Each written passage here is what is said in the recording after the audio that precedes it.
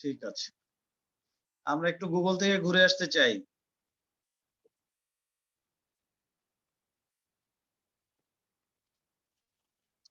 আমার মোবাইলের screen share হয়েছে?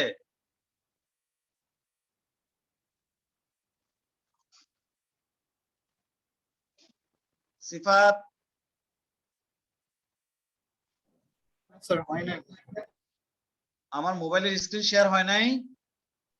না স্যার। না স্যার। কেন হলো না কেন? বললাম দেখি। ও আচ্ছা, হয় নাই না, সরি।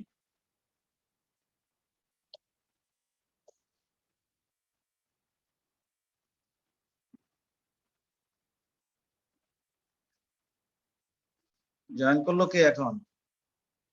মুয়াজ। কি তোমাদের এত দেরি কেন মুয়াজ? আসসালামু আলাইকুম স্যার। আসসালাম, এত দেরি কেন? স্যার একটু কানেক্টেড হইতে একটু দেরি হয়ে গেছে স্যার। আচ্ছা, আমরা আজকে মাসেল শুরু করব, ডিফারেন্ট টাইপস অফ মাসেল।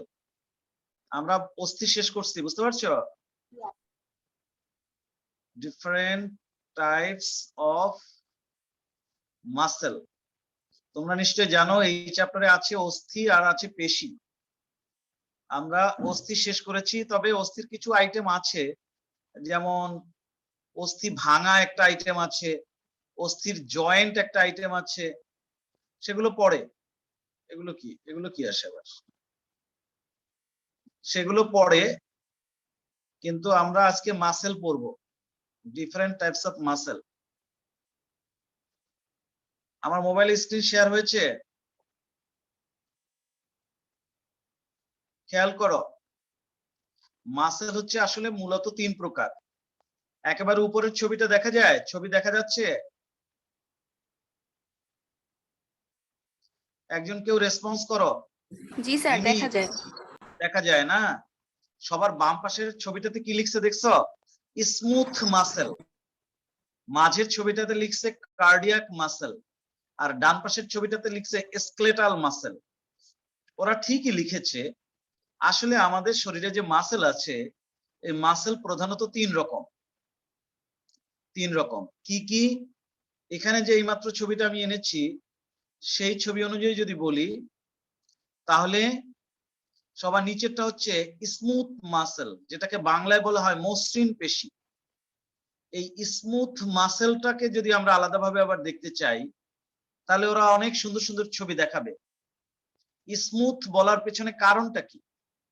কারণটা হচ্ছে, আমরা এই স্মুথ মাসেল ছাড়া আরো যে 2 রকমের মাসেল বা পেশি নিয়ে আলোচনা করব, সেই পেশির মধ্যে আমরা এক ধরনের ডোরা কাটা দাগ দেখব, কিন্তু স্মুথ মাসেলের ভেতরে সেটা দেখব না। স্মুথ মাসেলের কোষগুলো এমন, সেই কোষের মধ্যে ওরকমের কোনো আড়াআড়ি ডোরা কাটা দাগ থাকে না। এবং এই মাসেলগুলো হচ্ছে এমন, আমাদের শরীরের যে বিভিন্ন ইন্টারনাল অঙ্গ আছে, দেখো আমি এখানে একটা জুম ছবি এনেছি, দেখো দেখা যায় ছবিটা? দেখা যায়?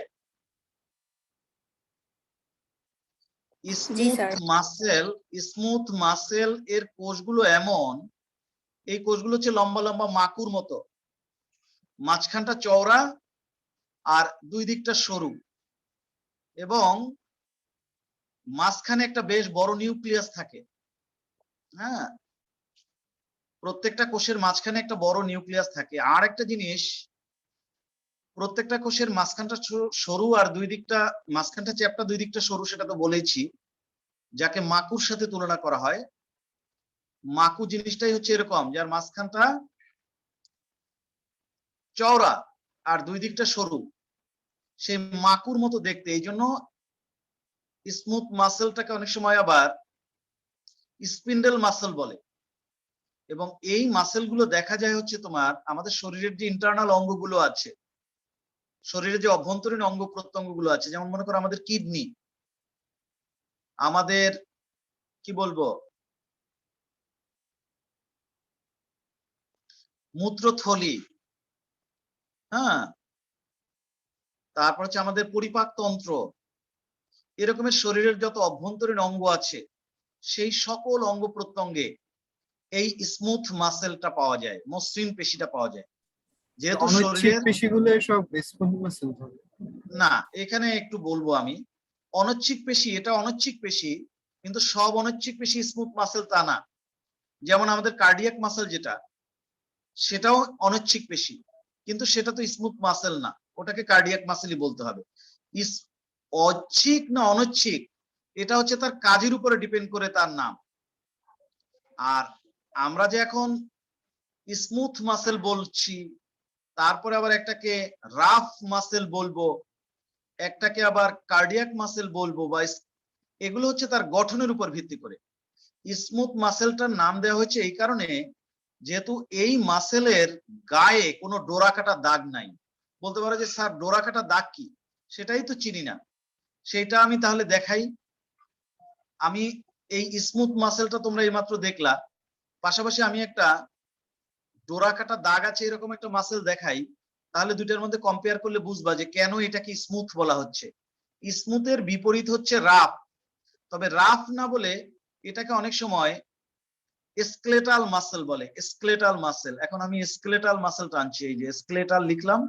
দেখো এবার একটা মাসেল আসবে, এই মাসেলে তুমি দেখবা ভেতরে অনেক ডোরা কাটা আড়াআড়ি দাগ আছে। আমি এখন কঙ্কাল পেশি যেটাকে বলা হয়, যেটাকে আবার অমসৃণ পেশি বলা হয়, সেটার একটা ছবি এনেছি। আমার পছন্দসই ছবি পাচ্ছি না, দাঁড়াও যাচ্ছি আরো। এই পেশিটা এমন, এই পেশিটার মধ্যে কিছু দূর পর পর আড়াআড়ি ডোরা কাটা দাগ থাকবে। এই যে দেখো, তাও খুব একটা সুন্দর ছবি পেলাম না, আরো ছবি খুঁজতে হবে। স্কেলেটাল মাসেল যেটাকে বলে, এই মাসেলটা হচ্ছে এমন মাসেল যার মধ্যে কিছু দূর পর পর ডোরা কাটা দাগ থাকে। সেই জন্য ডোরা কাটা দাগ থাকে বলে স্কেলেটাল মাসেলকে বলা হয় অমসৃণ পেশি। অমসৃণ পেশি। আর একটু আগে আমরা যেটা আলোচনা করছিলাম, সেই পেশির মধ্যে এই যে স্কেলেটাল মাসেলের মধ্যে এরকমের ডোরা কাটা দাগ আছে। অসংখ্য ছবি থাকার কথা, আমি তো এখন কি বলা যায়, স্কেলেটাল মাসেল লিখলে তো অসংখ্য ছবি আসার কথা।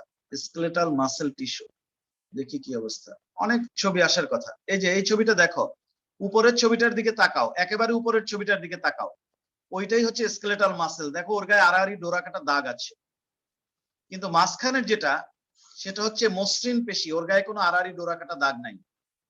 এত সুন্দর সুন্দর ছবি থাকার কথা, সেগুলো কোথায় গেল? এখন এই ডোরা কাটা দাগ কেন তৈরি হয় সেটার কারণ আমি ব্যাখ্যা করব যখন স্কেলেটাল মাসল আলোচনা করব তখন। এই জন্য পড়ানোর আগে খুঁজে রাখতে হয়। এই যে এখানে কিছু স্কেলেটাল মাসলের ছবি আছে, একদম উপরের ছবিটার দিকে তাকাও, আড়াআড়ি ডোরা কাটা অসংখ্য দাগ আছে, দেখা যায় নাকি যায় না? জি স্যার দেখা যায়। দেখা যায়। এই আড়াআড়ি ডোরা কাটা দাগটা কিন্তু তুমি একটু আগে যে মসৃণ পেশি দেখাইছি সেটার মধ্যে তুমি খুঁজে পাবা না। এই যে দেখো, এই ছবিটা আমি একদম সামনে রাখলাম, একেবারে উপরেরটার দিকে তাকাও, স্কেলেটাল মাসেল যেটা লেখা আছে সেটাও এরকম আড়াআড়ি ডোরা কাটা দাগ আছে।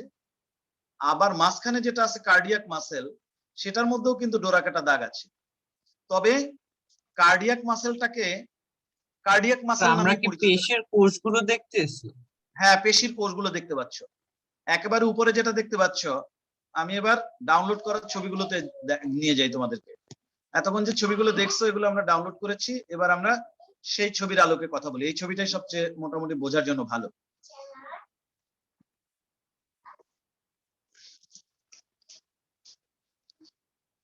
আমি এগুলো ছবি আঁকবো, তোমাদের টেনশন করার কোনো কারণ নেই। এই যে উপরে যেটা, এটার নাম হচ্ছে স্কেলেটাল মাসেল। এই যে এটার মধ্যে আড়াআড়ি এরকম ডোরা কাটা দাগ আছে। আর মাঝে যেটা, এটাকে হৃদপেশি বা কার্ডিয়াক মাসেল বলে, এটার মধ্যেও আড়াআড়ি ডোরা কাটা দাগ আছে, তবে দাগগুলো অনেকটা হালকা। সেজন্য এটাকে আর ডোরা কাটা দাগ বিশিষ্ট পেশি না বলে মাঝখানে যেটা কার্ডিয়াক মাসেল, ওটাকে কিন্তু তোমার হৃদপেশি বলা হয়। আর একেবারে নিচের যেটা, এটা হচ্ছে মসৃণ, এটার গায়ে কোনো ডোরা কাটা দাগ নাই, এই জন্য এটাকে বলা মসৃণ পেশি। সেজন্য আমরা এই বৈশিষ্ট্যটা বলবো গঠনের উপর ভিত্তি করে। গঠনের উপর ভিত্তি করে বলবো কি, নিচেরটা হচ্ছে মসৃণ, মাঝখানেরটা হচ্ছে কার্ডিয়াক মাসেল বা হৃদপেশি, আর একদম উপরেরটাকে বলবো আমরা কঙ্কাল পেশি বা স্কেলেটাল পেশি বা অমসৃণ পেশি। বুঝতে পারছো? অমসৃণ পেশি। পেশি তাহলে তিন রকম। আবার দেখো, ভালো করে খেয়াল করো, একেবারে উপরেরটার দিকে তাকাও, একেবারে উপরেরটা হচ্ছে একেবারে উপরেরটাকে তুমি বলতে পারো, ধরো আমি একটা সুইটেবল কালার নিয়ে নেই, এই যে একেবারে উপরেরটা, এটাকে কঙ্কাল পেশি বলা যায়, কারণ এই পেশিগুলো হাড়ের সাথে লেগে থাকে। এটার গায়ে যেহেতু ডোরা কাটা দাগ আছে, সেজন্য এদেরকে অমসৃণ পেশি বলা যায়। আবার যেহেতু দাগগুলো বা রেখাগুলো আড়াআড়ি ভাবে, এই জন্য এটাকে রৈখিক পেশিও বলে, রৈখিক পেশি। এটাকে রৈখিক পেশিও বলে, এটাকে অমসৃণ পেশি বলে, এটাকে কঙ্কাল পেশিও বলে। তিনটা নাম ওর জন্য প্রযোজ্য। ইংরেজিতে বলে স্কেলেটাল মাসেল। তিনটা নাম, একই জিনিসের তিনটা নাম, তিনটাই মনে রাখতে হবে, কারণ পরীক্ষায় কোন নামটা দিয়ে দেয় তো ঠিক নাই। আবার দেখো, এটাকে কঙ্কাল পেশি বলা যায়, স্কেলেটাল মাসেল মানে কঙ্কাল পেশি, যেহেতু হাড়ের সাথে লেগে থাকে। এটাকে অমসৃণ পেশি বলা যায়, কারণ এর গায়ে এরকমের ডোরা কাটা দাগ আছে, এই জন্য এটা অমসৃণ পেশি।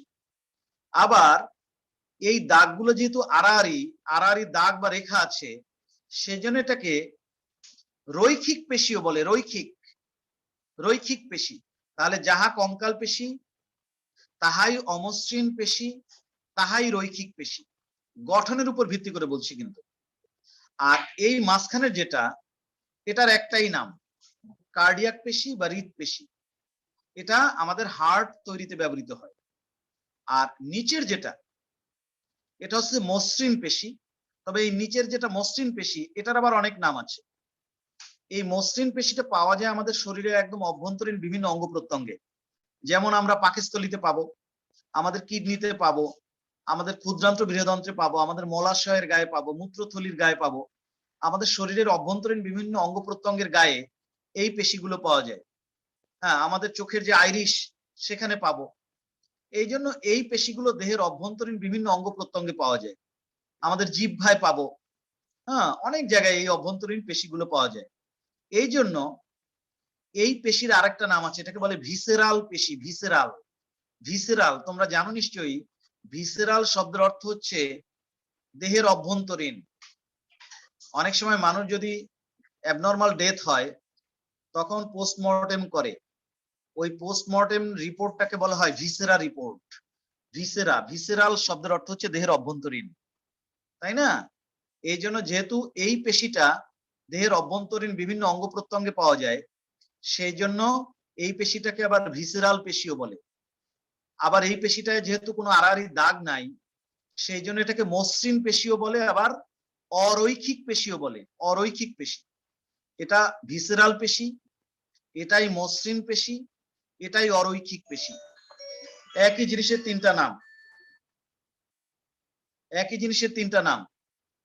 আবারও বলি, যেহেতু নাম একাধিক। স্যার এই যে এই তিনটে কি সেল নাকি টিস্যু? এগুলো এগুলো সব সেল। এই একটা আলাদা কোষ, এটা একটা আলাদা কোষ, এই সবগুলো কোষ একসাথে আমরা তাকে বলবো টিস্যু। অনেকগুলো কোষ যখন গঠন এবং কাজের দিক থেকে একই রকম হয়, তখন তাদেরকে আমরা টিস্যু বলবো। একটা টিস্যুর মধ্যে অনেকগুলো সেল থাকবে, এখানে অনেকগুলো সেল আছে, এগুলো সব একাধিক সেল। মাসেল সেল গুলো এমন লম্বা, মানে এই টাইপের? হ্যাঁ, সেটাই এই উপরেরটা, সেটা উপরেরটা, এটা নিয়ে কথা বলবো। ওইটার মধ্যে যে এখন তাকাও, খেয়াল করো, এই যে উপরে দেখতে পাচ্ছ, একেবারে উপরে যেটা, এখানে তুমি লম্বা লম্বা রশির মতো দেখতে পাচ্ছ, এগুলো প্রত্যেকটা এক একটা আলাদা সেল, আলাদা সেল। কথা বলো ওর সাথে, বলো ডালিয়া, বলো যে আমি ক্লাসে আছি, তোমার সাথে কথা বললে মিটে যাবে। এগুলো হচ্ছে আলাদা সেল। এখানেও দেখতে পাচ্ছ, এগুলো এগুলো আলাদা সেল। তবে কার্ডিয়াক পেশির সেলগুলোকে চিহ্নিত করা কঠিন। মনে হয় যেন একটা সেলের সাথে আরেকটা সেল শাখার মতো জোড়া লাগানো, আর নিচের এটাও একদম সেল বাই সেল আলাদা দেখা যায়। বুঝতে পারছো? আমি এখন কিছু ছবি আঁকি, আঁকলে তোমার আরো ভালো বুঝতে সুবিধা হবে। খেয়াল করো, আমি এখন ছবি আঁকি, আঁকলে তুমি আরো একটু ভালো বুঝবা।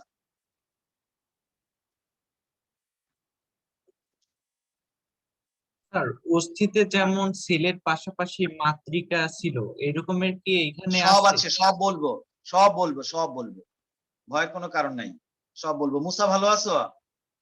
ওরা কই? জি মুসা, স্যার। ওরা কই? আসসালামু ওরা কই? আসলাম, তৌফিক, তহিদ, ওরা দিতেছি ক্লাস ভাই। ক্লাস তো করতেছে না। ঠিক আছে, খেয়াল করো। এখন আমি পেশি নিয়ে কথা বলছি, নতুন পেজে যাচ্ছি। এখানে খেয়াল করো, কাগজগুলো এমন ভাবে বানাইছে, একটা কাগজের এক পাশে লিখলে আর আরেক পাশে আর লেখা যায় না। পেশি, পেশি হচ্ছে এমন এক ধরনের পেশি তৈরি হয় অনেকগুলো কোষ দিয়ে। পেশি কোষ নিয়ে যদি কথা বলি, পেশি কোষগুলো হচ্ছে এমন, বেশিরভাগ ক্ষেত্রে পেশির কোষগুলো এরকম লম্বাটে ধরনের হয়। তবে পেশির কোষের আবার রকম ফের আছে। যদি কঙ্কাল পেশি হয়, কঙ্কাল পেশি, তাহলে সেই কোষগুলো একদম লম্বা লম্বা, এবং এই কোষের মধ্যে কিছু দূর পর পর এরকম আড়াআড়ি ডোরা কাটা দাগ আছে। কঙ্কাল পেশিগুলো এরকম এরকম ডোরা কাটা দাগ আছে, এবং একসাথে অনেকগুলো কোষ এরকম থাকবে। এটা একটা কোষ, এটা কিন্তু একটা কোষ, এবং কঙ্কাল পেশির কোষগুলোতে নিউক্লিয়াস থাকে একাধিক।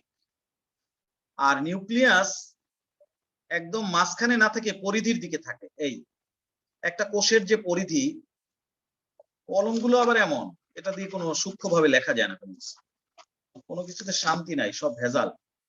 আচ্ছা, কঙ্কাল পেশির কোষগুলো এরকম। কঙ্কাল পেশি থাকে কিভাবে? ধরো একটা হাড় দিয়ে, আমাদের একটা হাড়, এটা ধরো একটা হাড়, এই হাড়ের সাথে কঙ্কাল পেশিগুলো লাগানো থাকে।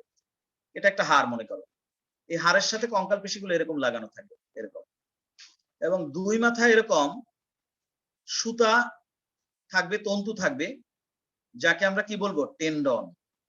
কঙ্কাল পেশিগুলো অস্থির সাথে লাগানো থাকে টেন্ডনের মাধ্যমে।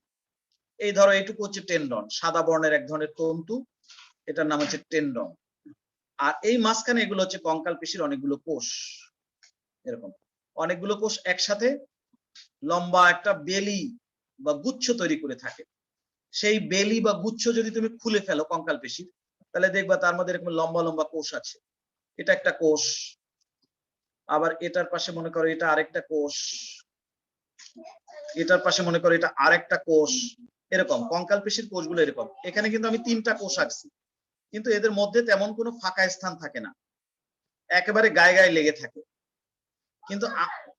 কিন্তু আমি ফাঁকা বোঝানোর জন্য এখানে একটু দূরত্ব মেনটেন করেছি। এখন এটা একটা কঙ্কাল পেশির কোষ। এই কোষের মধ্যে তুমি দেখবা এরকম লম্বা লম্বা এক ধরনের ফাইবার আছে, আর কিছু দূর পর পর এরকম ডোরা কাটা দাগ আছে।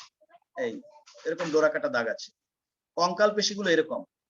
আর এর এই আবরণ, এটা হচ্ছে কোষের বাইরের পাতলা আবরণ। প্রত্যেকটা পেশি কোষের বাইরে একটা পাতলা আবরণ থাকে, যাকে সার্কোলেমা বলে। সার্কোলেমা, এই যে এরকম খুব পাতলা একটা আবরণ, খালি চোখে দেখাই যায় না। আর নিউক্লিয়াস, এই কঙ্কাল পেশি কোষের নিউক্লিয়াস থাকে অনেকগুলো। নিউক্লিয়াস গুলো ওই সার্কোলেমার ঠিক নিচে, একটার সাথে আরেকটা, আরেকটার পাশে আরেকটা, এরকম নিউক্লিয়াস গুলো থাকে। নিউক্লিয়াস গুলো মাঝখানে থাকে না, একটা পাতলা আবরণ বা সার্কোলেমা থাকে, সেই সার্কোলেমার ঠিক নিচে নিউক্লিয়াস গুলো থাকে। আর কিছু দূর পর পর এরকম ডোরা কাটা দাগ থাকে। এই ডোরা কাটা দাগের কারণ কি সেটা আমি বুঝাবো, সেটা এটার গঠন যখন পড়াবো তখন বুঝবা। এখন শুধু ধারণা দিচ্ছি যে আমাদের পেশি কোষগুলো 3 রকমের নাম কেন হলো। এরকম কিছু দূর পর পর এরকম ডোরা কাটা দাগ, ডোরা কাটা দাগ, এই ডোরা কাটা দাগ। কলমগুলো কিরকম ভালো লেখা যায় না। আর এরকমের নিউক্লিয়াস থাকে একাধিক। নিউক্লিয়াসটা থাকে কোষের যে পাতলা মেমব্রেন, যাকে সার্কোলেমা বলা হয়, তার ঠিক নিচে। একটা কোষের তো একটা সেন্টার আছে, কোষের তো কেন্দ্র আছে। আমরা তো জানি একটা কোষের মাঝখানে একটা নিউক্লিয়াস থাকবে, কিন্তু কঙ্কাল পেশির কোষগুলো সেরকম নয়। প্রত্যেকটা কোষে অনেকগুলো নিউক্লিয়াস থাকে। এই আর ডোরা কাটা এরকম দাগ থাকে, একটা কোষের মধ্যে এরকম ডোরা কাটা একাধিক দাগ আছে। এটা কিন্তু টোটালটা একটা কোষ। ভেবো না যে এই একটা দাগ, এই একটা দাগ, এটা মনে হয় একটা কোষ, তা না। এই টোটাল লম্বা যে রশির মতো, এটাই একটা কোষ। আমি ধরো এই কোষের মাথা কাটছি, এই কোষের মাথা কাটছি, আবার এটার এই মাথা কাটছি, এই মাথা কাটছি, এরকম। এবং অনেক লম্বা লম্বা হয়ে থাকে। এবং কঙ্কাল পেশি কোষের এই কোষগুলোকে অনেক সময় বলা হয়, যেহেতু লম্বা রশির মতো, এগুলোকে বলা হয় মাসেল ফাইবার। মাসেল ফাইবার বলে। কঙ্কাল পেশির কোষগুলো এরকম লম্বা লম্বা রশির মতো। এবং এই কোষের মধ্যে আবার এক ধরনের সুতো আছে, একেবারে লম্বা লম্বা, সেগুলো আমি দেখাবো। ওটাকে বলে মায়োফাইব্রিল। প্রত্যেকটা কোষের মধ্যে অসংখ্য লম্বা লম্বা রশির মতো সুতো আছে, সেগুলোকে মায়োফাইব্রিল বলে। এটার ইনার স্ট্রাকচারে আমি এখনো যাই নাই, পরে যাব। তার মানে কি হলো, এখানে কথা বলুন, ওদিকে যাও। তাহলে কি হলো, তুমি যদি একটা কঙ্কাল পেশি দেখো, হ্যাঁ, একটা কঙ্কাল পেশি যদি তুমি দেখো, তাহলে দেখবে এটা ধরো একটা হাড়, ওই পাশে যাও, অস্থি। এই অস্থিটার সাথে মনে করো এরকম ভাবে পেশি লেগে আছে, এই এরকম পেশি লেগে আছে, এই এখানে আছে টেন্ডন, এখানে আছে টেন্ডন, আর বাকি পুরোটাই হচ্ছে পেশি। এইটুকুর মধ্যে তুমি কয়েক শত বা কয়েক হাজার কোষ পাবা। সেই কয়েক শত বা কয়েক হাজার কোষের দুইটা কোষ আমি এখন তোমাদেরকে ধরো এখানে তুলে ধরলাম। এক একটা কোষ এরকম লম্বা লম্বা নলের মতো, রশির মতো। প্রত্যেকটা কোষকে বলা হয় মাসল ফাইবার। এই কোষগুলোর মধ্যে কিছু দূর পর পর এরকম আড়াআড়ি ডোরা কাটা দাগ আছে। এই দাগগুলোকে বলা হয় জেড লাইন, জেড লাইন। সেগুলো আমি পরে বলবো, আরো বিস্তারিত আলোচনা পরে আর করব। এই কোষগুলো কি স্বাভাবিক কোষের থেকে অনেক বড় না? অনেক বেশি লম্বা, অনেক বেশি লম্বা, অনেক বেশি লম্বা। এবং পেশি কোষের যে মেমব্রেন সেটা অনেক বেশি পাতলা। পেশি কোষের মেমব্রেনটাকে বলা হয় সার্কোলেমা, সার্কোলেমা। আর পেশি কোষের ভিতরে যে সাইটোপ্লাজম থাকে সেটা খুব কম পরিমাণে থাকে। অন্যান্য কোষের ভিতরে যেরকম অনেক সাইটোপ্লাজম থাকে, পেশি কোষের ভিতরে সাইটোপ্লাজম থাকে খুব কম। পেশি কোষের সাইটোপ্লাজমকে বলে সার্কোপ্লাজম, সার্কোপ্লাজম। এবং আমাদের শরীরে এই কঙ্কাল পেশিটাই সবচেয়ে বেশি পরিমাণে থাকে। হ্যাঁ, কঙ্কাল পেশি সবচেয়ে বেশি থাকে। কঙ্কাল পেশির দুই প্রান্তে থাকে টেন্ডন, যার মাধ্যমে এরা অস্থির সাথে লাগানো থাকে। আচ্ছা, এবার শোনো, কঙ্কাল পেশির মধ্যে যেহেতু ডোরাকাটা দাগ থাকে, সেই জন্য কঙ্কাল পেশিকে আবার অনেক সময় কঙ্কাল পেশিও বলে, আবার এই জন্য এটাকে অমসৃণ পেশিও বলে, অমসৃণ পেশি। আবার এটাকে রৈখিক পেশিও বলে, রৈখিক। যেহেতু রেখা রেখা দাগ, সেজন্য এটাকে রৈখিক পেশি বলে। তাহলে মনে রাখতে হবে, যাহা কঙ্কাল পেশি তাহাই রৈখিক পেশি, তাহাই অমসৃণ পেশি। এই মৌলিক ধারণাটা আপাতত নিলেই চলবে।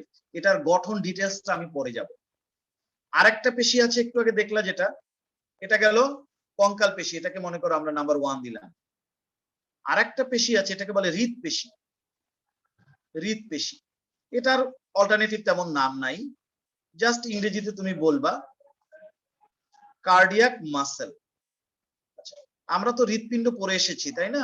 রক্তচাপটা হৃৎপিণ্ড চ্যাপ্টার পড়ে এসেছি। আমরা জানি আমাদের যে হৃৎপিণ্ড, আমাদের যে হৃৎপিণ্ড, এই হৃৎপিণ্ডের ওয়াল কিন্তু অনেক মোটা।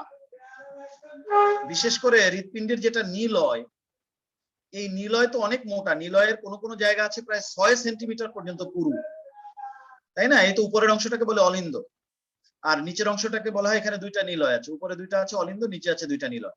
এই নিলয়ের ওয়াল খুব মোটা বা পুরু। এই নিলয়ের বা অলিন্দের যদি এই আবরণটাকে তুমি দেখো খুব ভালো করে, এটার মধ্যে 3টা লেয়ার আছে।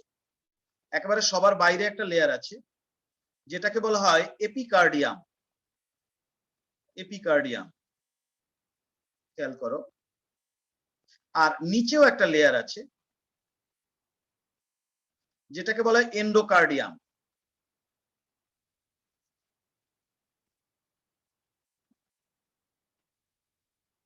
কার্ডিয়াম। আর মাঝখানের যে লেয়ারটা, এই যে এটা, এটাকে বলা হয় মায়োকার্ডিয়াম,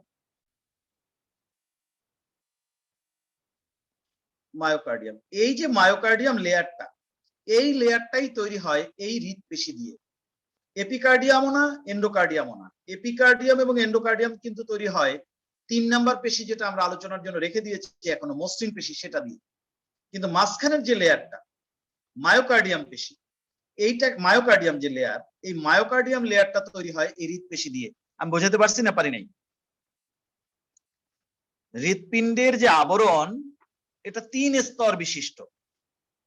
বাইরের স্তরকে বলা হয় এপিকার্ডিয়াম, মাঝের স্তরকে বলা হয় মায়োকার্ডিয়াম, আর ভেতরের স্তর কি বলে? ও ইউ হবে, ইউই হবে, ইউ ঠিক আছে, ইউ ঠিক আছে, ইউ ঠিক আছে।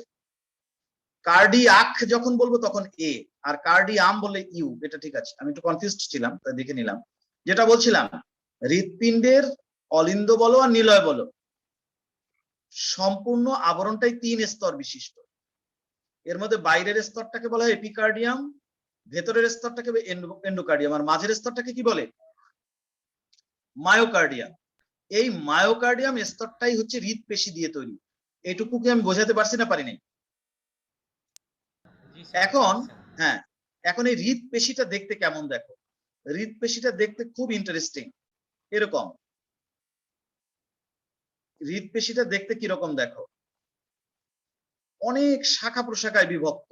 এই যে এরকম, তুমি একটা জিনিস বোঝো না যে হৃৎপিণ্ড আল্লাহ তাআলা এমন ভাবে বানাইছে, তোমার জন্ম থেকে মৃত্যু পর্যন্ত অনবরত সে সংকুচিত প্রসারিত হতে থাকে, এবং এই সংকোচন প্রসারণটা তো এই মায়োকার্ডিয়াম পেশিতেই হয়। সুতরাং এখানকার পেশি এমন ভাবেই আল্লাহ তাআলা তৈরি করেছে, এই পেশি আমৃত্যু সংকুচিত হবে, প্রসারিত হবে, কখনো টায়ার্ড হবে না, এমন ভাবে তৈরি করেছে আল্লাহ। এই হচ্ছে মায়োকার্ডিয়াম পেশির কোষগুলো। এখন কোষগুলো খুঁজে পাবা কিভাবে? কিছু দূর পর পর এরকম আড়াআড়ি প্রাচীর আছে। এই এখানে একটা প্রাচীর, এই যে কিছু দূর পর পর এরকম আড়াআড়ি প্রাচীর আছে। এই আড়াআড়ি প্রাচীরের দুই প্রাচীরের মধ্যবর্তী স্থানটাকে তুমি একটা কোষ বলতে পারো। বুঝতে পারছো? এই এটা তাহলে একটা কোষ। আবার এখানে কি, এখানে আবার সংযোগ, এই কোষের সাথে এই কোষ আবার এরকম আড়াআড়ি ভাবে সংযুক্ত। এইটা হচ্ছে হৃৎপেশির একটা অন্যতম বৈশিষ্ট্য, যে কোষগুলো মনে হয় যেন একটার সাথে আরেকটা শাখার মাধ্যমে যুক্ত থাকবে। এবং এই যে কিছু দূর পর পর আড়াআড়ি প্রাচীর থাকবে, এই আড়াআড়ি প্রাচীরটাকে বলা হয় ইন্টারক্যালেটেড ডিস্ক। ইন্টারক্যালেটেড ডিস্ক, কিছু দূর পর পর এরকম ইন্টারক্যালেটেড ডিস্ক থাকবে। আর প্রত্যেকটা কোষের একটা মাত্র নিউক্লিয়াস থাকবে সাধারণত, তবে দুইটাও থাকতে পারে, দুইটা তিনটাও থাকতে পারে, সেটা রেয়ার। একটা কোষের সাধারণত একটা নিউক্লিয়াস থাকে, তবে অনেক সময় দুইটা তিনটা নিউক্লিয়াসও থাকতে পারে, তবে সেটা রেয়ার। একটা কোষে সাধারণত একটাই নিউক্লিয়াস থাকবে, কিন্তু কখনো কখনো একটা কোষে একাধিক নিউক্লিয়াসও থাকতে পারে। কার্ডিয়াক পেশির কথা বলছি আমি, বুঝতে পারছো? আরেকটা বিষয় হচ্ছে এই যে কার্ডিয়াক পেশি, এই কার্ডিয়াক পেশির কার্যক্রম কিন্তু আমাদের মস্তিষ্ক দ্বারা নিয়ন্ত্রিত, আমাদের ইচ্ছা দ্বারা নিয়ন্ত্রিত না। মস্তিষ্কের ভেতরে কি বলা যায়, এই এমন সেন্টার পয়েন্ট আছে, এমন কন্ট্রোলিং সেন্টার আছে, যারা অবচেতন ভাবে তোমার আমার চেতনা বা ইচ্ছার বাইরেই অনবরত ভাবে ওটাকে সংকুচিত প্রসারিত হওয়ার নির্দেশ দান করে। এবং ওই নির্দেশটা আসে কোথায় জানো? মস্তিষ্ক থেকে নির্দেশটা আসে এখানে পেসমেকার বলতে একটা টিস্যু আছে, সেই পেসমেকার নামক টিস্যুর কাছে আসে। তখন এই পেসমেকার নামক টিস্যুর ভিতরে বিদ্যুৎ তৈরি হয়, বিদ্যুৎ চুম্বকীয় একটা তরঙ্গ তৈরি হয়। ওই বিদ্যুৎ চুম্বকীয় তরঙ্গ এই হৃৎপেশির মধ্যে যখন ছড়িয়ে পড়ে, তখনই এই হৃৎপেশিটা প্রসারিত হয়, সংকুচিত হয়।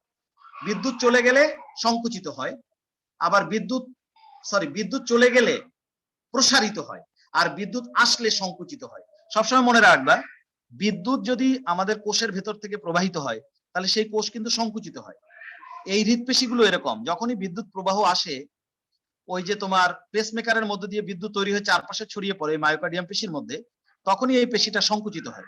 আবার বিদ্যুৎ চলে গেলে প্রসারিত হয়। এইভাবে মিনিটে 70 বা 75 বার বা 72 বার বিদ্যুৎ উৎপাদিত হতে থাকে, আর এই হৃৎপেশিটা সংকুচিত প্রসারিত হতে থাকে। যতবার বিদ্যুৎ আসে ততবার সংকুচিত হয়, যতবার বিদ্যুৎ চলে যায় ততবার প্রসারিত হয়। এইভাবে ধারাবাহিকভাবে সংকুচিত প্রসারিত হতে থাকে। এটা হচ্ছে হৃৎপেশির একটা অন্যতম গুরুত্বপূর্ণ বৈশিষ্ট্য। আচ্ছা, আর একটা কথা বলা যেতে পারে, আমরা তো অনেক সময় বলে না হার্টের পেসমেকার বসে, তখন মানে ওইটা হ্যাঁ কাজ হ্যাঁ না করলে এটা আর্টিফিশিয়ালি বসে। হ্যাঁ, পেসমেকার যদি সঠিকভাবে কাজ না করে, তখন আবার আর্টিফিশিয়াল পেসমেকারের আমরা হেল্প নিতে পারি, সেটা একটা সুযোগ আছে। আচ্ছা, এবার আসো, আরেকটা পেশি আছে যেটার নাম হচ্ছে তোমার ভিসেরাল পেশি। হ্যাঁ, ভিসেরাল পেশি 3 নাম্বার। এটাকে আমরা ভিসেরাল বলতে পারি, যেহেতু দেহের অভ্যন্তরীণ অঙ্গ প্রত্যঙ্গের গায়ে পাওয়া যায়। এটার ভেতরে যেহেতু কোনো ডোরা কাটা দাগ থাকে না, তাই এটাকে অরৈখিক পেশিও বলে, আর এটাকে আবার মসৃণ পেশিও বলে। এই তাহলে এই তিনটা নামই আমাদের মনে রাখতে হবে, যাহা মসৃণ তাহাই অরৈখিক, আবার তাহাই ভিসেরাল। ঠিক আছে, সেটা যেন আমাদের কাইন্ডলি মনে থাকে। এবং এই পেশিগুলো দেখতে, এই পেশির কোষগুলো কেমন দেখতে? এই পেশির কোষগুলো দেখতে এরকম লম্বা লম্বা, এরকম। এই মাঝখানটা স্থিত, ওখানে একটা নিউক্লিয়াস থাকে। আবার এরকম এরকম, আবার এরকম। মানে কি, একটা কোষের স্ফীত স্থান আর একটা কোষের সংকীর্ণ স্থানের পাশেই থাকে। এই আবার এখানে এরকম, এটা একটা গুরুত্বপূর্ণ বিষয়। দেখো, প্রত্যেকটা কোষের দুই প্রান্ত সরু, মধ্যভাগ স্ফীত, এবং কোষগুলো এমন ভাবে সাজানো থাকে যেন একটা কোষের যে চওড়া জায়গা সেটা আরেকটা কোষের সরু প্রান্তের কাছাকাছি থাকে। এরকম ভাবে কোষগুলো সাজানো থাকে।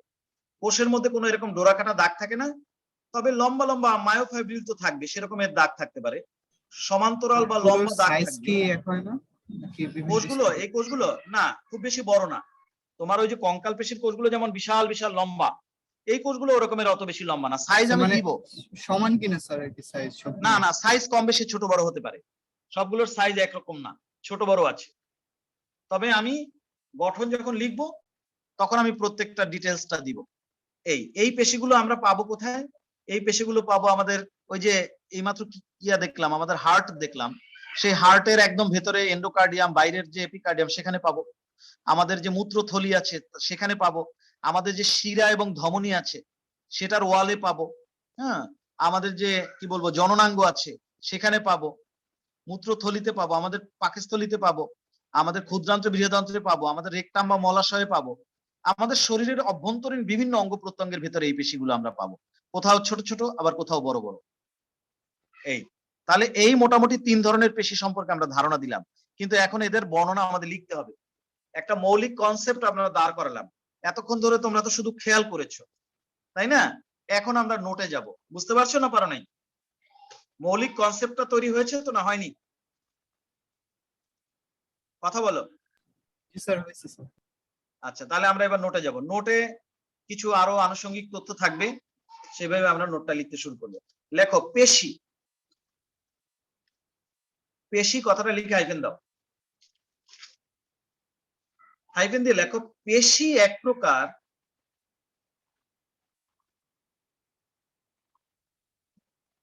নমনীয় যোজক কলা, যা ভ্রূণের মেসোডার্ম থেকে উৎপন্ন হয়। মেসোডার্ম, আমরা জানি ভ্রূণ অবস্থায় আমাদের 3টা লেয়ার থাকে, একটোডার্ম, মেসোডার্ম আর এন্ডোডার্ম। সেই মেসোডার্ম থেকে এই পেশি তৈরি হয়। পেশি এক প্রকার নমনীয় যোজক কলা যা ভ্রূণের মেসোডার্ম থেকে উৎপন্ন। লিখতে পারছো? যা ভ্রূণের মেসোডার্ম থেকে উৎপন্ন হয় কথাটা লিখতে পারো। পেশি এক প্রকার নমনীয় যোজক কলা যা ভ্রূণের মেসোডার্ম থেকে উৎপন্ন হয়। লিখছো কথাটা? আচ্ছা, দাঁড়ি সাথে লেখো পেশি কোষের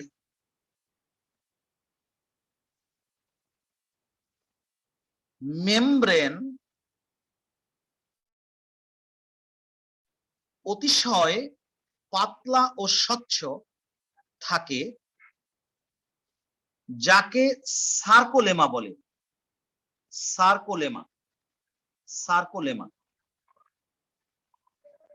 পেশি কোষের মেমব্রেন, সার্কোলেমা বানানটা হচ্ছে SARCOLEMMA, সার্কোলেমা বলে। পেশি কোষের মেমব্রেন অতিশয় পাতলা ও স্বচ্ছ, যাকে সার্কোলেমা বলে। লিখছ?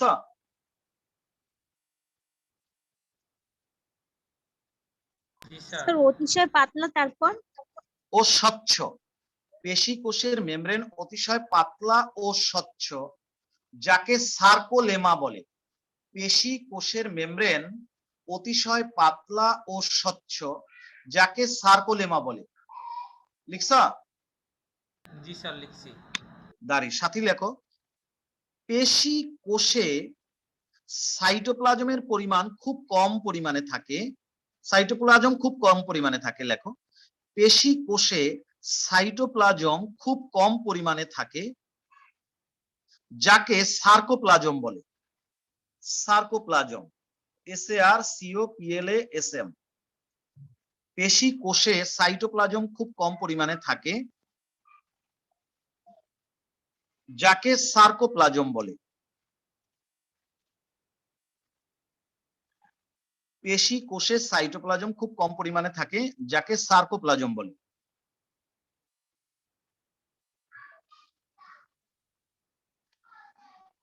দাঁড়ি সাথে লেখো, পেশি কোষের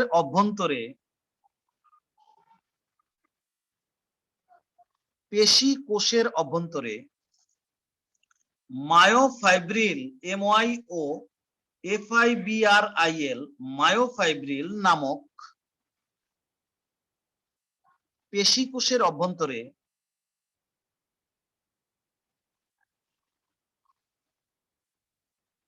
মায়োফাইব্রিল নামক এক প্রকার সংকোচন প্রসারণশীল তন্তু থাকে।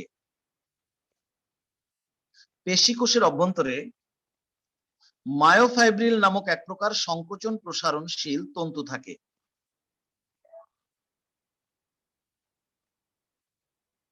এবং এ কারণেই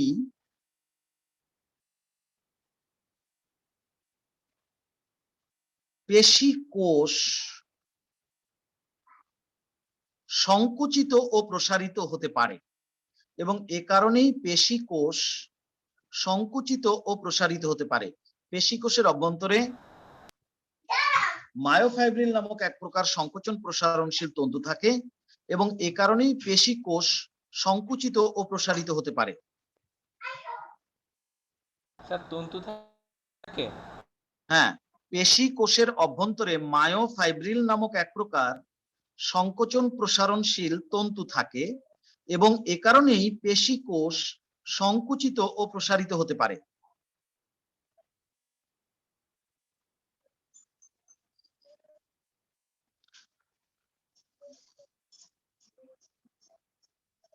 লিখছ?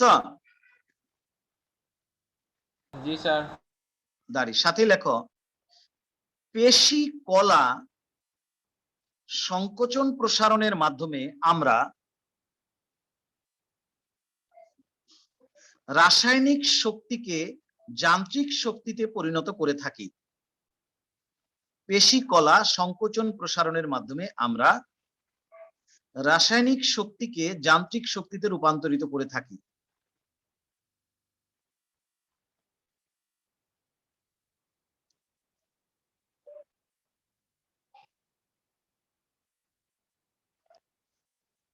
পেশি কলা সংকোচন প্রসারণের মাধ্যমে আমরা রাসায়নিক শক্তিকে যান্ত্রিক শক্তিতে রূপান্তরিত করে থাকি। লিখছ? জি স্যার। দাঁড়ি সাথে লেখো, গঠন প্রকৃতির উপর ভিত্তি করে পেশি কলা 3 প্রকার, যথা গঠন প্রকৃতির উপর ভিত্তি করে পেশি কলা 3 ধরনের, যথা, এবার নিচে লেখো নাম্বার 1।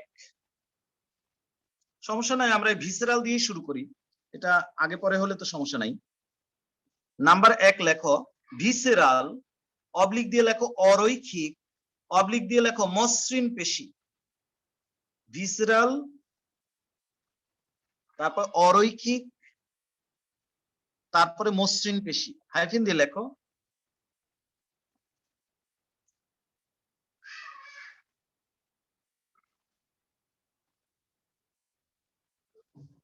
স্যার ফুল লাইনটা একটু আবার বলবেন? হ্যাঁ, ভিসেরাল, অবলিক দিয়ে লেখো অরৈখিক, অবলিক দিয়ে লেখো মসৃণ পেশি। এখানে তো লিখাই আছে, দেখো অবলিক দিয়ে লেখা আছে, হাইফেন দিয়ে লেখো। এই প্রকার পেশি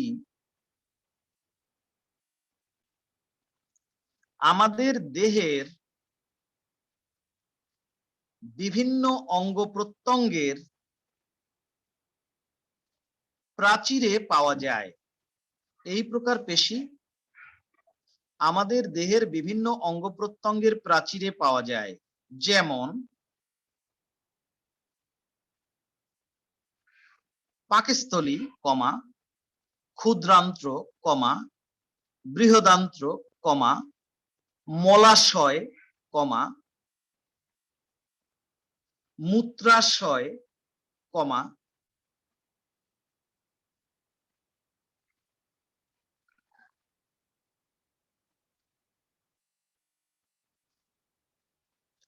চোখের আইরিশ,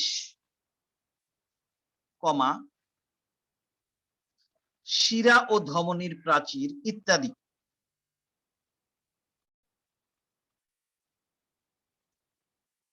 পাকস্থলী, ক্ষুদ্রান্ত্র, বৃহদান্ত্র, মলাশয়, চোখের আইরিশ, শিরা, ধমনীর প্রাচীর ইত্যাদি ইত্যাদি অংশে পাওয়া যায় এই পেশি।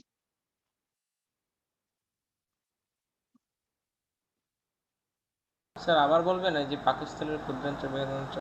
এই প্রকার পেশি আমাদের দেহের বিভিন্ন অভ্যন্তরীণ অঙ্গ প্রত্যঙ্গের প্রাচীরে পাওয়া যায়, যেমন পাকস্থলী, ক্ষুদ্রান্ত্র, বৃহদান্ত্র, মলাশয়, মূত্রথলি বা মূত্রাশয়, চোখের আইরিশ, শিরা ও ধমনীর প্রাচীর ইত্যাদি। লিখছ? জি স্যার। পেশির কোষগুলি মাকু আকৃতির, অর্থাৎ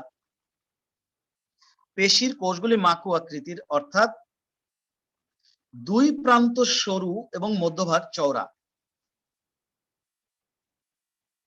পেশির কোষগুলি মাকু আকৃতির, অর্থাৎ দুই প্রান্ত সরু এবং মধ্যভাগ চওড়া।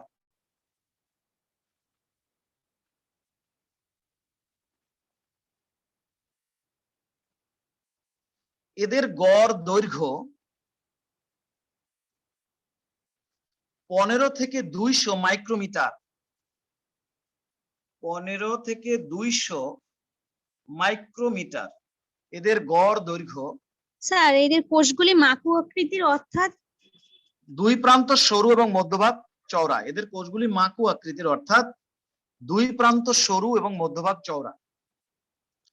কোষের গড় দৈর্ঘ্য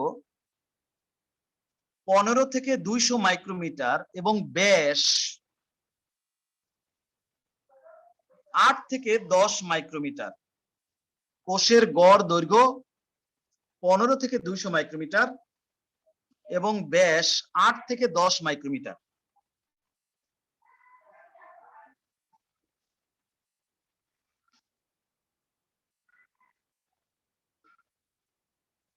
লিখছা?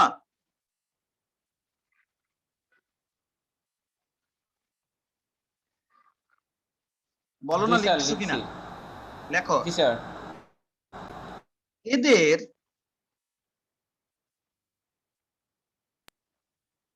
মায়োফাইব্রিল তন্তুর গায়ে কোনো ডোরাকাটা দাগ থাকে না বলে, এদের মায়োফাইব্রিল তন্তুর গায়ে কোনো ডোরাকাটা দাগ থাকে না বলে এই পেশিকে মসৃণ বা অরৈখিক পেশিও বলা হয়। এদের মায়োফাইব্রিল তন্তুর গায়ে কোনো ডোরাকাটা দাগ থাকে না বলে, মায়োফাইব্রিল হচ্ছে এক ধরনের রশির মতো, এটা থাকবে সব পেশি কোষের মধ্যেই থাকবে, কিন্তু কঙ্কাল পেশির মধ্যে যে মায়োফাইব্রিল তন্তু থাকে তার গায়ে ডোরাকাটা দাগ আছে। কিন্তু এই হৃদপেশির যে ভিসেরাল পেশির যে মায়োফাইব্রিল তন্তু তার গায়ে কোনো ডোরাকাটা দাগ থাকে না। তাই আমরা লিখবো এদের মায়োফাইব্রিল তন্তুর গায়ে কোনো ডোরাকাটা দাগ থাকে না বলে এদেরকে মসৃণ বা অরৈখিক পেশিও বলা হয়।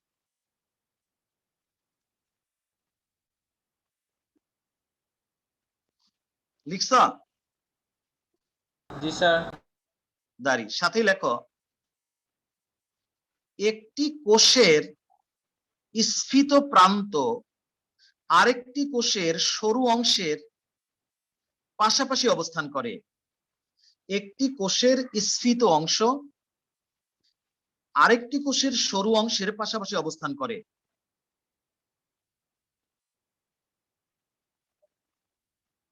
একটি কোষের স্ফীত অংশ আরেকটি কোষের সরু অংশের পাশাপাশি অবস্থান করে। দাঁড়ি প্রতিটি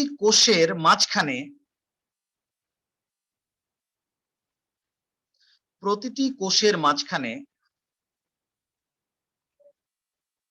একটি বৃহৎ ডিম্বাকার নিউক্লিয়াস থাকে। প্রতিটি কোষের মাঝখানে একটি বৃহৎ ডিম্বাকার নিউক্লিয়াস থাকে।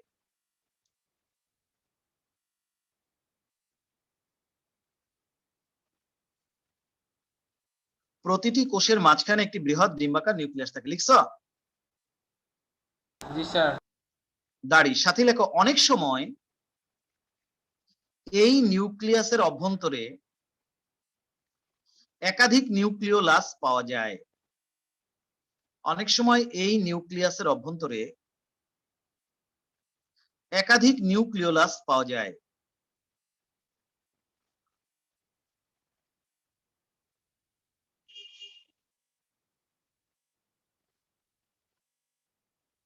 দাড়ি এই প্রকার পেশির সংকোচন প্রসারণ ধীর গতি। আগের লাইনটা আগের লাইনটা হচ্ছে অনেক সময় এই নিউক্লিয়াসের অভ্যন্তরে একাধিক নিউক্লিওলাস পাওয়া যায়। তারপরের লাইন এই প্রকার পেশির সংকোচন প্রসারণ ধীর গতির তবে দীর্ঘস্থায়ী। এরা খুব তাড়াতাড়ি সংকুচিত প্রসারিত হয় না, ধীরে ধীরে হয়, কিন্তু সারা জীবন ধরে সংকুচিত প্রসারিত হবে, সমস্যা নাই, সেটা তুমি বুঝতেও পারবে না বা তোমার অত বেশি একটা কষ্ট হবে না। এই প্রকার পেশির সংকোচন প্রসারণ ধীর গতির তবে দীর্ঘস্থায়ী। এবার কিন্তু এই ছবিটা আঁকছো কিনা আমি জানি না, আমার বলা উচিত ছিল নোটের ডান পাশে এই ছবি ছোট্ট করে এঁকে দাও, আর যদি না এঁকে থাকো তাহলে এখন আঁকো, সমস্যা নাই। এরকম কয়েকটা কোষের ছবি আমি এখানে যেরকম আঁকছি এরকম কয়েকটা কোষের ছবি এঁকে দাও। ভিসেরাল পেশি বা মসৃণ পেশি, এই প্রকার পেশির সংকোচন প্রসারণ ধীর গতির তবে দীর্ঘস্থায়ী। এরা দীর্ঘস্থায়ী ভাবে, যেমন তোমার শরীরের যে শিরা ধমনী, তোমার পাকস্থলীর যে পেরিস্টালসিস হয়, তাই না, পাকস্থলীর যে সংকোচন প্রসারণ হয়, তোমার ক্ষুদ্রান্ত্র ও বৃহদান্ত্রের যে সংকোচন প্রসারণ হয়, এগুলো সারা জীবন হবে, খুব দ্রুত হবে না, ধীরে ধীরে হবে, ছন্দময় ভাবে হবে, কিন্তু সারা জীবন হবে, তাতে তোমার কোনো টায়ার্ডনেস তুমি ফিল করবে না। লেখা হয়েছে, লিখতে পারছো? স্যার একেবারে প্রথম লাইনটা বললে ভালো হতো আমার, মানে একেবারে প্রথম লাইনটা, জি স্যার। একেবারে প্রথম লাইনটা কেউ একজন বলো তো।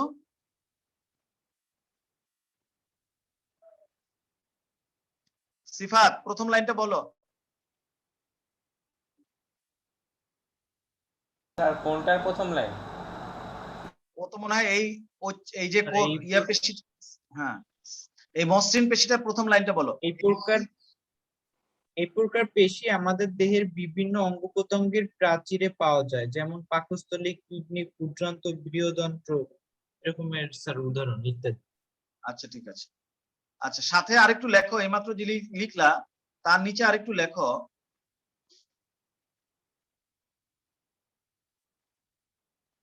আচ্ছা ঠিক আছে, মুয়াজ ছবি দিয়ে দেবো, সমস্যা নাই। আচ্ছা সাথে একটুখানি লিখো, এইমাত্র যে লিখলা লেখো, আমাদের পাকস্থলীর পেরিস্টালসিস, কমা, শিরা ও ধমনীর সংকোচন প্রসারণ, কমা, মল ও মূত্র ত্যাগ,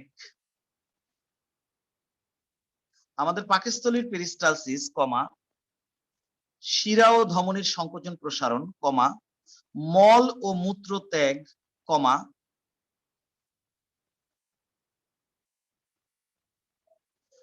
দেহের অঙ্গভঙ্গি এবং তাপমাত্রা নিয়ন্ত্রণে এই পেশি ভূমিকা পালন করে। দেহের অঙ্গভঙ্গি এবং তাপমাত্রা নিয়ন্ত্রণে এই পেশি ভূমিকা পালন করে।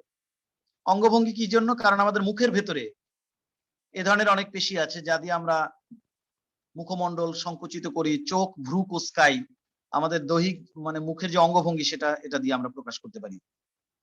দেহের অঙ্গভঙ্গি এবং তাপমাত্রা নিয়ন্ত্রণে এই পেশি ভূমিকা পালন করে। লিখছ?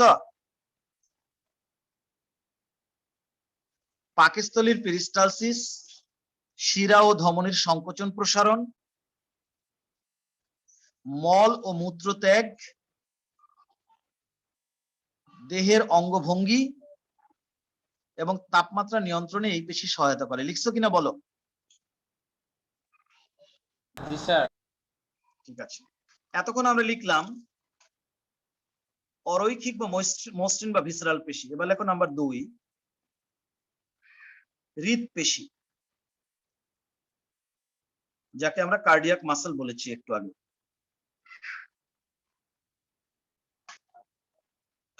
হৃদপেশি বা কার্ডিয়াক মাসল। আচ্ছা, একটু আগে তো ছবি দেখেছো, ঠিক সেরকম লাগলে ছবি আবার একটুখানি আঁকো।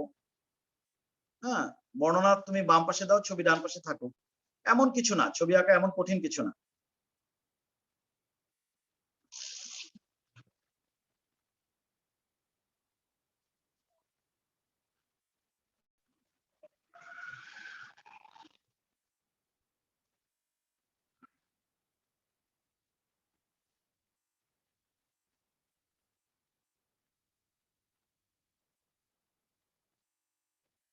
এরকম আঁকো তুমি, সমস্যা নাই। এই যে দেখলেই বোঝা যায় যে এই জায়গাগুলোতে শাখা আছে, কিছু দূর পর পর তুমি এরকম আড়াআড়ি দাগ কেটে দাও।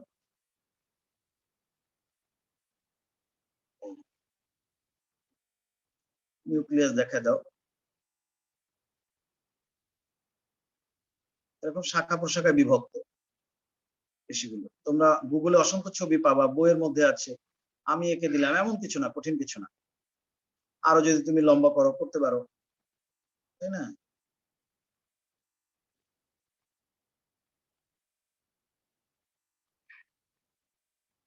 এই আড়াআড়ি যে ইয়েগুলো প্রস্থ প্রাচীর, এটাকে বলা হয় ইন্টারক্যালেটেড ডিস্ক। সেই কথাটা লিখে দাও, ইন্টারক্যালেটেড ডিস্ক। এই তো। আর এগুলো কি নিউক্লিয়াস, এগুলো তো আর বলার অপেক্ষা রাখে না। এভাবে ছবি কয়েকটা এঁকে দিলাম, এখন লেখো। লেখো, আমাদের হৃৎপিণ্ডের মায়োকার্ডিয়াম স্তরে যে পেশি পাওয়া যায়, আমাদের হৃৎপিণ্ডের মায়োকার্ডিয়াম স্তরে যে পেশি পাওয়া যায় তাকে হৃৎপেশি বলে।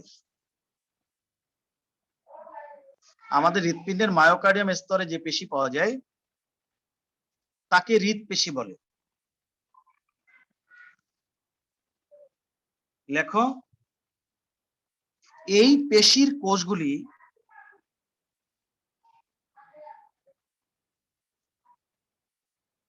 আড়াআড়ি ভাবে পরস্পরের সাথে যুক্ত হয়ে একটি জালের ন্যায় গঠন সৃষ্টি করে। এই যে নেটওয়ার্ক, পেশিগুলো একটার সাথে আরেকটা কানেক্টেড, তার মানে নেটওয়ার্ক। নেটওয়ার্ক মানে জাল, তাই না? ইন্টারনেট মানে কি? অন্তর্জাল।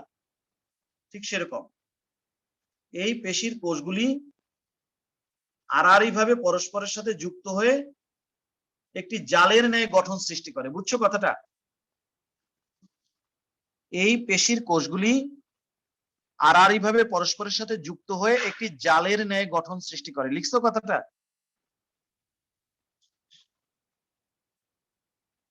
এই পেশির কোষগুলি আড়াআড়ি ভাবে পরস্পরের সাথে যুক্ত হয়ে একটি জালের ন্যায় গঠন সৃষ্টি করে। দাঁড়ি সাথী লেখো, কোষের দৈর্ঘ্য প্রায় 100 মাইক্রোমিটার এবং ব্যাস, কোষের দৈর্ঘ্য প্রায় 100 মাইক্রোমিটার এবং ব্যাস 10 থেকে 15 মাইক্রোমিটার। দৈর্ঘ্য হচ্ছে প্রায় 100 মাইক্রোমিটার আর ব্যাস হচ্ছে 10 থেকে 15 মাইক্রোমিটার।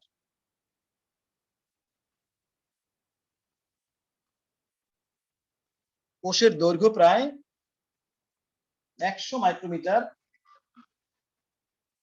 এবং ব্যাস 10 থেকে 15 মাইক্রোমিটার। হ্যালো, জি ওয়ালাইকুম আসসালাম, কে?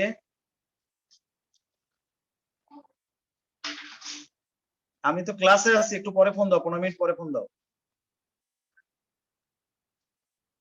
পেশির কোষগুলির দৈর্ঘ্য প্রায় 100 মাইক্রোমিটার এবং প্রস্থ 10 থেকে 15 মাইক্রোমিটার। লিখছো?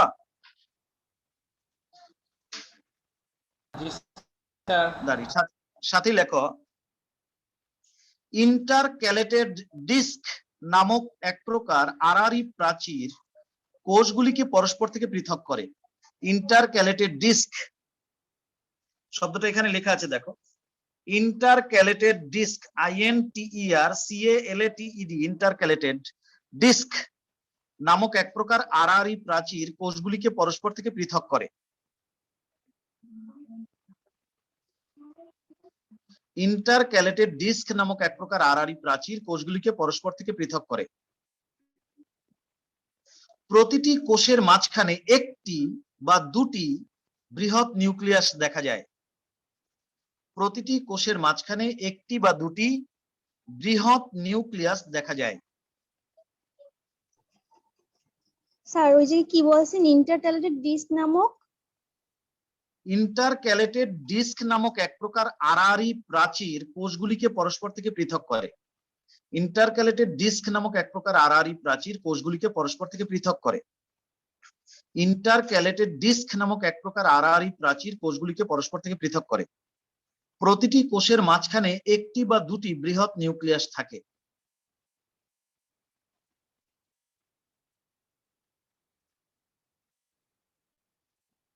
এই প্রকার পেশি মস্তিষ্কের একটি কোষের নির্দেশনায় মাঝখানে প্রতিটি কোষের মাঝখানে একটি বা দুটি বৃহৎ নিউক্লিয়াস থাকে। এই প্রকার পেশি মস্তিষ্কের নির্দেশনায়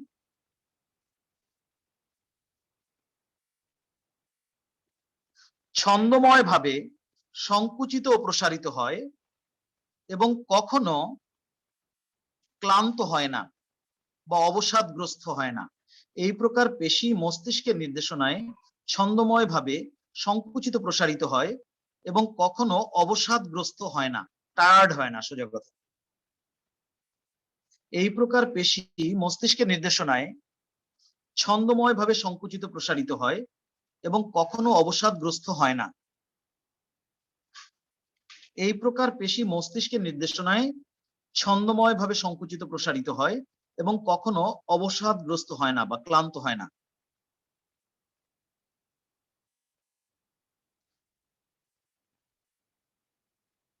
লিখছ? এই প্রকার পেশি মস্তিষ্কের নির্দেশনায় ছন্দময়ভাবে সংকুচিত প্রসারিত হয় এবং কখনো অবসাদগ্রস্ত হয় না। লিখছ?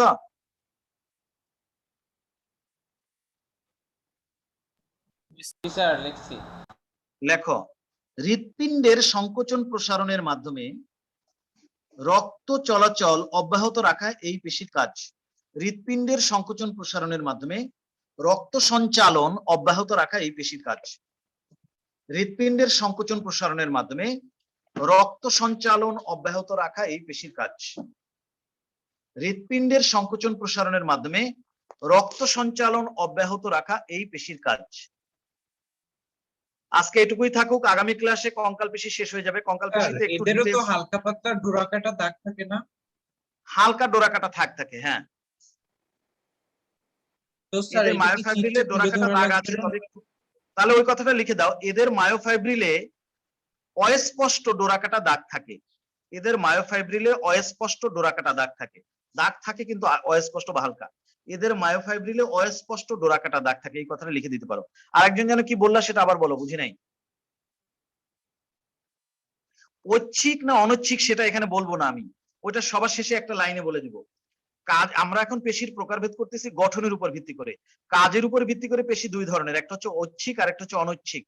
আমাদের এই যে কঙ্কাল পেশি সেটা হচ্ছে ঐচ্ছিক পেশি, আর এই হৃৎ পেশি এবং মসৃণ পেশি যেটা আগে পড়ে আসলা, এই মসৃণ এবং হৃৎ পেশি যে দুইটাই পড়ালাম, এই দুইটাই হচ্ছে অনৈচ্ছিক পেশি।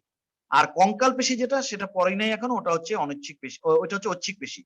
আর এই যে হৃৎ পেশি আর এই যে ভিসেরাল পেশি, গুলো হচ্ছে অনৈচ্ছিক পেশি। এদের কার্যক্রম আমার ইচ্ছার উপর নির্ভর করে না। হৃৎ পেশি এবং ভিসেরাল পেশি এদেরকে বলা হয় অনৈচ্ছিক পেশি, সেই কথাটা আমি এখন লিখি নাই, পরে লিখবো। আর কঙ্কাল পেশি যেটা, সেটা হচ্ছে ঐচ্ছিক পেশি। ওই ঐচ্ছিক অনৈচ্ছিক কথাটা এখনো ইউজ করি নাই, ওটা পরে ইউজ করব। বুঝতে পারছো? পেশির প্রকারভেদ করে যাচ্ছি আমরা গঠনের উপর ভিত্তি করে, কাজের উপর ভিত্তি করে ঐচ্ছিক কোনটা অনৈচ্ছিক কোনটা সেটা পরে বলবো। আজকে এটুকুই থাকুক, পরের ক্লাসে আমরা কঙ্কাল পেশি পড়বো ইনশাল্লাহ। কঙ্কাল পেশির ক্লাসটা খুব ইম্পর্টেন্ট হবে, সবাই উপস্থিত থাকবো অবশ্যই। সবাই ভালো থাকো, আল্লাহ হাফেজ। আসসালামু আলাইকুম স্যার। ওয়ালাইকুম আসসালাম।